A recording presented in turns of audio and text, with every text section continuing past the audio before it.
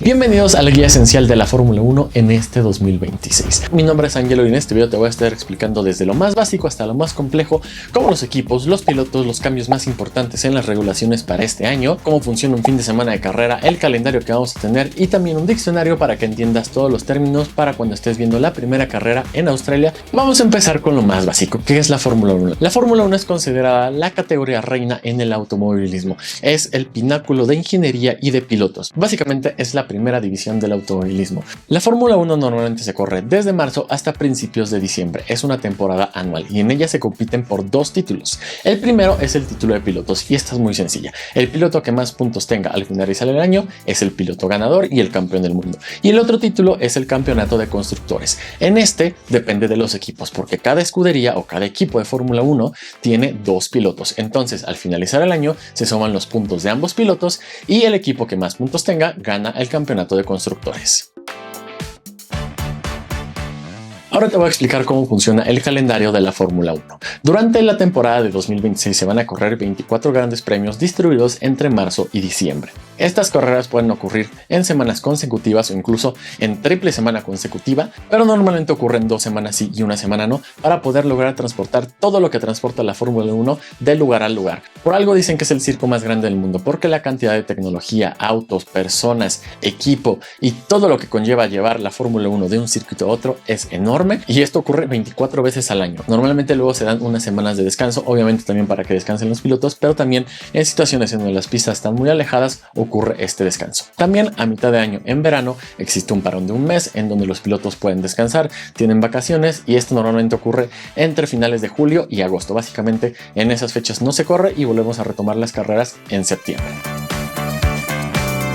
Y ahora, ¿cómo funciona un fin de semana de carrera? Los grandes premios ocurren en fin de semana, siempre. Viernes, sábado y domingo. Este es el formato habitual. Y hay dos tipos de formato de fin de semana. El formato tradicional y el formato sprint. En el formato tradicional empezamos con un viernes de prácticas. Tenemos práctica 1 y práctica 2, en donde los equipos pueden ir ajustando los autos dependiendo del circuito en donde estén corriendo. Pueden probar nuevas tecnologías que vayan implementando a lo largo del año en sus coches y van probando diferentes estrategias para saber cuál es la que más les conviene el día de la carrera.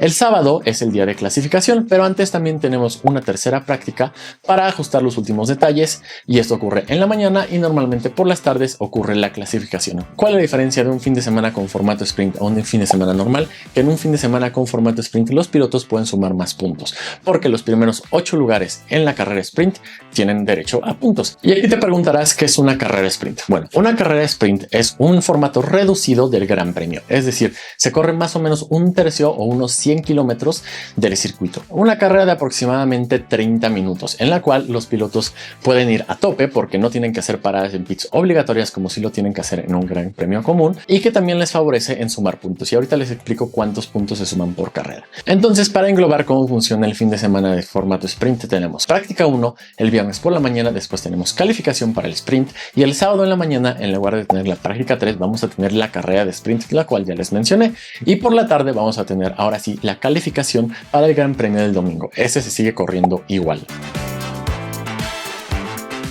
¿Cómo funciona la clasificación? Es una forma muy sencilla de clasificar a los coches para saber cómo van a salir en la parrilla el día siguiente. Hay 3 rondas de calificación, la Q1, la Q2 y la Q3, y se va eliminando primero al 25% de los pilotos más lentos, posteriormente al otro 25%, y finalmente van a quedar 10 pilotos para decidir quién se lleva la pole position. Pole position se le nombra al piloto con la vuelta más rápida en ese circuito y es el que va a largar desde la posición número 1. Este año tenemos 22 pilotos porque se incorporó Cadillac como nueva escudería, entonces va a ser el mismo formato, solo que agregándole uno más a las primeras rondas. Es decir, en la Q1 se van a eliminar a los 6 pilotos más lentos, en la Q2 a los siguientes 6 pilotos más lentos, para posteriormente acabar con 10 pilotos y decidir quién se lleva la pole position. Por último, el domingo tenemos la carrera. Esto ocurre normalmente en la tarde o, dependiendo del circuito, en la noche, y aquí se alinearán cómo quedaron calificados en la clasificación del día anterior. Las carreras tienen una duración de aproximadamente hora y media o 305 kilómetros. La carrera más corta del año, por ejemplo, es Mónaco, al ser un circuito mucho más pequeño, pero tiene más vueltas. Un gran premio de la Fórmula 1 puede durar máximo 2 horas. Ese es el tiempo límite. Si desde que se dio el banderazo de salida algo sucedió, hubo un accidente, hay problemas climáticos y la carrera tiene que ser suspendida, esta se tiene que acabar a más tardar a 2 horas de haber iniciado. Cuando esto ocurre, muchas veces no se cuentan el número de vueltas totales y cuando el cronómetro cumpla las 2 horas, se empezará a contar la última vuelta a partir del primer piloto que la cruzó. Vamos a hablar cómo funcionan los puntos en la carrera de la Fórmula 1 o en el Gran Premio, que es normalmente donde todo cuenta. Siempre vas a escuchar a los pilotos decir que los puntos se hacen el domingo, que no importa la calificación del sábado, porque muchas veces puedes calificar mal y puedes acabar en un muy buen lugar el domingo y eso va a sumar a tu equipo. O al revés, puedes calificar muy bien, pero algo ocurre en la primera vuelta y todo el esfuerzo que hiciste el fin de semana ya no contó. Entonces, ¿cómo funciona la puntuación en un fin de semana de Gran Premio? Muy sencillo. El primer lugar se lleva 25 puntos, el segundo 18, el tercero 15, el cuarto 12, el tercero 10 y de ahí vamos bajando hasta el número 10. Solo los primeros 10 lugares de cada Gran Premio sumarán puntos, entonces es muy importante acabar en este top 10 porque por mejor carrera que hagas, si no acabas en este top 10 no cuenta para nada.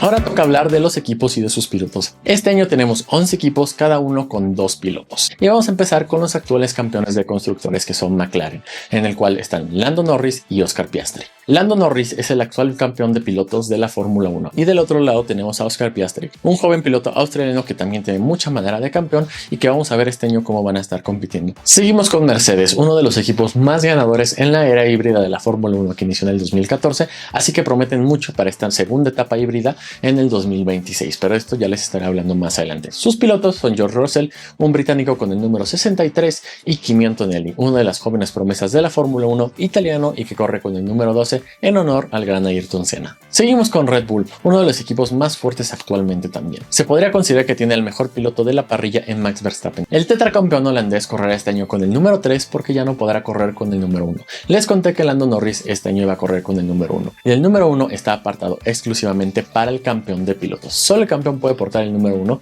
y solo lo puede hacer en la temporada subsecuente a su campeonato. Es decir, si este año Lando Norris no repite el campeonato, el número 1 quedará vacante para la persona que sí lo gane. Max Verstappen lleva utilizando el número 1 las últimas temporadas desde su primer campeonato en 2021, pero a raíz de que ya no lo podrá utilizar este año, se pasó al número 3 que antes era de su gran amigo Daniel Ricciardo y que siempre ha sido su número favorito. Y del otro lado tenemos a Isaac Hadjar, un piloto francés muy bueno también en Fórmula 2. De hecho, uno de los clips más virales de la Fórmula 2 es este de él, en donde se demuestran unos reflejos inhumanos para no chocar en el túnel de Mónaco, y esta va a ser su primera temporada con Red Bull y va a estar utilizando el número 6. Seguimos con Ferrari, la emblemática escudería italiana que sin ella no nos podemos imaginar la Fórmula 1 y que ha estado en ella desde sus inicios. Correrá este año con la dupla que tenía el año pasado, Charles Leclerc y Lewis Hamilton. Leclerc es el joven prodigio monegasco de Ferrari, es como el hijo consentido de la marca y está buscando su primer campeonato de pilotos con la escudería italiana. Y del otro lado tenemos a Lewis Hamilton, que es una leyenda vivienda de este deporte. Ha ganado el campeonato de pilotos 7 veces, está empatado con Michael Schumacher como los pilotos más ganadores en la historia de la Fórmula 1, corre con el número 44 y este año espera reivindicarse porque el año pasado y su primer año en Ferrari no fueron lo que se esperaba. Seguimos con Williams, otro equipo histórico de la Fórmula 1 que está tratando de volver a sus años de gloria como lo fue en la década de los 80s y los 90s. Sus dos pilotos repiten la alineación del año pasado con Alex Albon, un piloto tailandés, escuela de Red Bull que corre con el número 23, y Carlos Sainz, curiosamente también escuela de Red Bull, piloto español que corre con el número 55 y de hecho es el último ganador de Ferrari hasta esta fecha porque a Sainz lo sacaron por meter a Hamilton. Pero bueno, ese es otro chisme. Seguimos con Racing Bulls, una escudería controversial porque es básicamente el equipo B de Red Bull. Aquí se prueban los jóvenes pilotos antes de ascender al equipo A, que es Red Bull. Hay algo de controversia porque muchos dicen que corren con 4 coches en lugar de 2 y que no es justo, pero bueno, la FIA lo permite y aquí sigue este equipo que sigue potenciando jóvenes talentos. En la alineación de este año van a tener a Liam Lawson, que se mantiene en este equipo y que es algo odiado por la afición mexicana por este gesto que hizo Checo Pérez. Él correrá con el número 30, es un piloto neozelandés, y del otro lado tenemos al único debutante en la categoría en este año. Arvin Lindblad es un piloto sueco-británico indio que va a estar corriendo por primera vez, hizo su ascenso desde la Fórmula 2 a la Fórmula 1 este año y lo estará haciendo con el número 41. Seguimos con Aston Martin. Aston Martin es lo que era en su tiempo Force India, que después se convirtió en Racing Point, que es en donde Checo ganó su primera carrera. Vaya, ha estado transformándose durante muchos años, pero hoy en día se le conoce como Aston Martin. Sus dos pilotos, Fernando Alonso, la joven promesa que estará debutando este año por primera vez en la Fórmula 1 y que es el piloto más grande de la Fórmula 1, si no entendieron el sarcasmo. Él corre con el número 14 y es un piloto español muy conocido, 2 veces campeón del mundo. Y del otro lado tenemos a Lance Stroll, un piloto canadiense que corre con el número 18, y aquí también hay mucha controversia porque Lance Stroll es hijo de Lawrence Stroll, el dueño del equipo, y que mucha gente opina que ya no debería estar en ese lugar y le debería ceder su lugar a otros jóvenes pilotos que tal vez tengan un poco más de ganas que el de correr. Pero bueno, por el momento se mantiene este lineup de pilotos para Aston Martin. Seguimos con Haas. Si bien ahorita con el rollo de Cadillac y todo, mucha gente está diciendo no, esta es la escudería de Estados Unidos, y Haas es como de "Can you people not see me?" Y tal vez se deba a que los resultados de Haas nunca han sido buenos. Su mejor resultado ha sido un cuarto lugar y una pole position. Digamos que esos son los highlights de la historia de Haas en la Fórmula 1, pero ahora con la incorporación de Toyota, que va más allá de la parte aerodinámica que están viendo en los años anteriores, tal vez podemos esperar mejores resultados. Sus pilotos: Esteban Ocon, un piloto francés que ya lleva varios años en la máxima categoría, que corre con el número 31, y Oliver Behrman, un piloto inglés que corre con el número 87 y que es parte de la escuela de Ferrari. Así como les mencioné que Racing Bulls era como que la academia para subir a Red Bull, bueno, Haas es la academia para subir a Ferrari. Seguimos con el equipo de Audi. Audi, si bien este año está debutando en la Fórmula 1 como nombre, el equipo ya tiene varios años en la categoría. Anteriormente se le conocía como Kick Sauber, anteriormente se le conocía como Alfa Romeo, anterior solo como Sauber, BMW Sauber. Vaya, es otro equipo que se ha transformado durante todos estos años. Pero este año llega Audi a tomar control directamente sobre todo, y fiel a su tradición como escudería alemana, sus pilotos son Nico Hülkenberg, un piloto alemán que corre con el número 27, y Gabriel Bortoleto, otra joven promesa que el año pasado fue rookie, es brasileño y correrá con el número 5.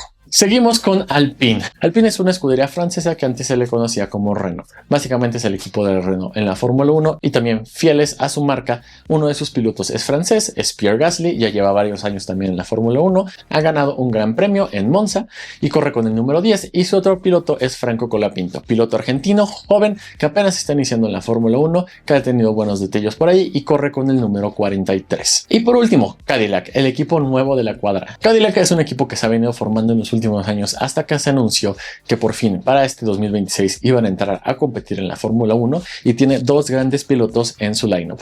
Por un lado, Sergio Checo Pérez, ya lo conocemos, múltiple ganador de carreras de la Fórmula 1, el ganador más reciente de México en la máxima categoría y corre con el número 11, y del otro lado Valtteri Bottas, otro gran piloto finlandés que estuvo en los años gloriosos de Mercedes, en donde también ganó muchísimas carreras. Los dos ya son pilotos experimentados, pero creo que justamente es eso lo que quiere Cadillac. Dos pilotos que puedan decir qué hacerle al coche para poder desarrollarlo para los futuros años.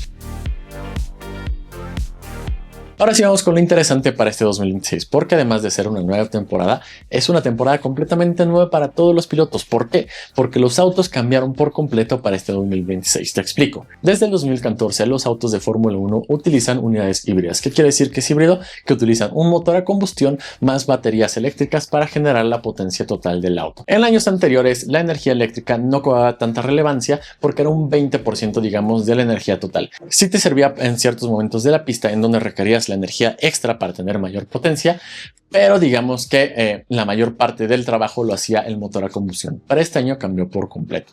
Para este año tenemos unidades de potencia completamente nuevas, las cuales se componen de un 50% de motor a combustión y un 50% de energía eléctrica. ¿Esto qué quiere decir? Que los pilotos van a tener que cambiar mucho su forma de manejar los autos, porque no pueden ir acelerando todo el tiempo a full, tienen que ir regulando la capacidad de la energía eléctrica, porque así como puedes utilizar toda la potencia en una sección de la pista, también te va a hacer falta en otra sección de la pista. Entonces tienen que ir regulando la capacidad de la batería para poder aprovechar al máximo y tener un mejor tiempo de vuelta general. Otro de los cambios importantes para este 2026 es que desaparece el tan famoso DRS. DRS era un término muy conocido en el mundo de la Fórmula 1 que significaba Drag Reduction System.